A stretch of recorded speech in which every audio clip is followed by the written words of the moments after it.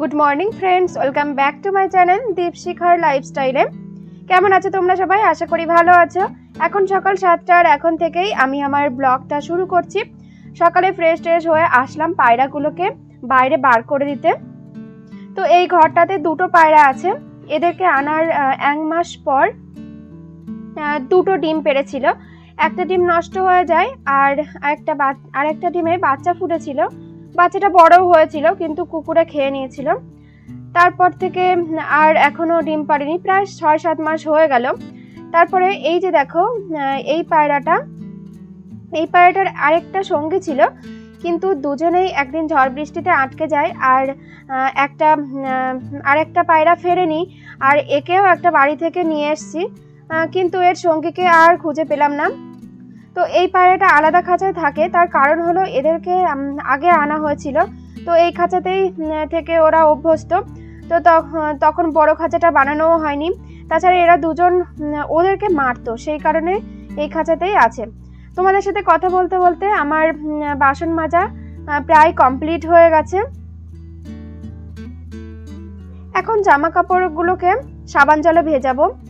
বাসি কাজ আমার হয়ে গেছে, আর এই জামা কাপড়গুলো স্নানের সময় কেচে দেব। তো তারপর সোনা বাবা ঘুম থেকে উঠে গেছে। তো সকালে ঘুম থেকে ওঠার পর 10-15 মিনিট ওকে সময় দিতে হয়, আদর করতে হয়। আর ও তো এখনো ব্রেস্ট ফিড করে, তো সেটাও করাতে হয়, না হলে ওর সারা দিনটাই যেন খারাপ যায় আর কি, এরকম একটা ব্যাপার। তো ঠিকঠাক খেলা করবে না, ঘ্যান করবে। আর আমার মনে হয় যে সব বাচ্চাদের এই ব্যাপারটা রয়েছে। আমরা মারা যদি সকালবেলা ঘুম থেকে উঠিয়ে ওদেরকে যদি একটু আদর করি, তবে দেখবে সারাদিন ওরা খুব ভালো মনে খেলাধুলো করে। আমি এখন সেটাই করছি, ওর সাথে একটু গল্প করছি আর ওকে একটু হাসাচ্ছিলাম। তো তারপর ওকে সকালের খাবার খাইয়ে দিয়েছি আর আমি স্নান করে চলে এসেছি জামা কাপড়গুলো মেলতে। কালকের বাসি কাপড় ছিল, সেটাকে ধুয়ে দিলাম।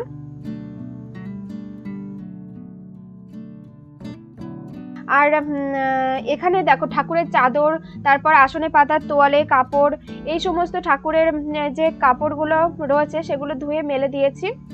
আর এদিকে সোনাই একটু আঁকাআঁকি করছে। ও একটা প্লেন এঁকেছে, সেটার আবার জানালা এঁকেছে, তো আমাকে ডেকে সেটাই দেখাচ্ছিল। ও যদি কিছু একটা নতুন কিছু আঁকে বা বানায়, তো সেটা সবাইকে ডেকে ডেকে দেখায়। তো এখন চলে আসলাম তুলসী তলায় পরিষ্কার করতে। তুলসী তলাটা পরিষ্কার করে নিচ্ছি জল দিয়ে একটু। আমাদের তুলসী মঞ্জরি বলতে এটাই, একটা টবে তুলসী গাছ লাগিয়েছি, ওখানে তুলসী মাতাকে পুজো করি। তবে এই টবটাকে আর এই গাছটাকে পাল্টাবো বলে ঠিক করেছি। তারপর এর সামনেটা একটু লেপে দিচ্ছি। আজ শনিবার সন্ধ্যায় পুজো করব, তাই আগে থেকে লেপে রাখছি। আর আজকে এক জায়গায় যাব, তো সেখান থেকে আসতে একটু দেরি হবে। তো তোমরা দেখতে থাকো, ভিডিওটি দেখতে থাকো, অবশ্যই জানতে পারবে যে কোথায় যাব। তো তারপর পুজোর জোগাড় করে বসে পড়েছি পুজো দিতে। ভোলানাথকে প্রত্যেক দিনই স্নান করাই, গঙ্গা জল, ঘি, মধু দিয়ে, আর সোমবার দুধ দিয়ে স্নান করাই। আমার আসনের আর সব দেবদেবীকে প্রত্যেক দিন স্নান করানো হয়ে ওঠে না, তবে একটি পাত্রের মধ্যে গঙ্গা জল দিয়ে স্মরণে স্নান করাই, আর বিগ্রহকে ভিজে কাপড় দিয়ে মুছে নিই। তো পুজো দিয়ে সব কাজ গুছিয়ে চলে আসলাম এখন সমিতিতে। আমরা যারা গ্রামে থাকি, আমাদের প্রত্যেকটা ঘরের মেয়ে বউরা এই মহিলা সমিতিতে যোগদান করি, তা আমরা সবাই জানি। আর আজকে সেই সমিতির একটা মিটিং ছিল। তো এখানে 24টা দলের মিটিংয়ের আয়োজন করেছে। একটা দিন বেশ কয়েকটা পাড়ার দলকে সমবেত করে এই মিটিংয়ের আয়োজন করে। তো এখানে ভিডিও থেকে, ব্লগ থেকে দিদিরা এসে প্রশিক্ষণ দিচ্ছিলেন। আর এই যে দেখো সোনা বাবা ওর ঠাম্মার কাছ থেকে বাদাম খাচ্ছিল। তো ওকে আমরা এনেছি, কারণ মা আর আমি দুজনে এখানে এসেছি। তো 3-4 ঘন্টা ওখানে ছিলাম, অনেকটা সময় থাকতে হয়েছে। তার কারণ হলো সবাই আসতে দেরি করেছে আর মিটিংটা শুরু করতেও দেরি হয়ে গেছে। তো তারপর বাড়ি চলে এসেছি। মিটিং থেকে এই টিফিনগুলো দিয়েছে, এই যে বিস্কুটের প্যাকেট আর হলো কেক। কেকটা তো সোনা বাবার খুব পছন্দ হয়েছে, তাই ও এটা খাচ্ছিল। তো তারপর বিকেলের কিছু কাজ বাজ করে নিলাম, যেমন ঘর ঝাড়ু দেওয়া, উঠোন ঝাড়ু দেওয়া। এখন উঠোনে খুব পাতা পড়ে, এই পাতাগুলো ঝরে গেলে তারপর আর পড়বে না, আর কচি পাতা বেরোবে। তো আমাদের বাড়িতে কটা মেহগনি গাছ রয়েছে, সেই গাছগুলোর পাতা পড়ে। তারপর শুকনো জামা কাপড়গুলো নিয়ে আসলাম, আর এখন সেগুলোকে ভাঁজ করে নিচ্ছি। তো কোনো দিন তোলার সাথে সাথেই ভাঁজ করি, আবার কোনো দিন জমানো হয়ে যায়, আসলে সময় থাকলে জমিয়ে রাখি না। তারপর সন্ধ্যা হয়ে গেছে, মা এখন সন্ধ্যা দিচ্ছে আর বাইরে পুজো দেবে, তো তারই জোগাড় করছে। তো সব গুছিয়ে নিচ্ছে, আর প্রথমে ঘরে পুজো দেবে, তারপর বাইরে যাবে।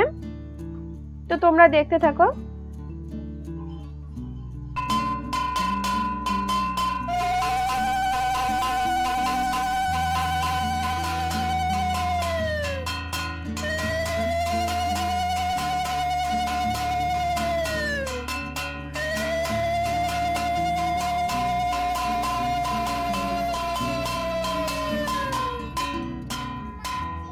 তারপর আমি এখন চলে আসলাম রাতের খাবার বানাতে।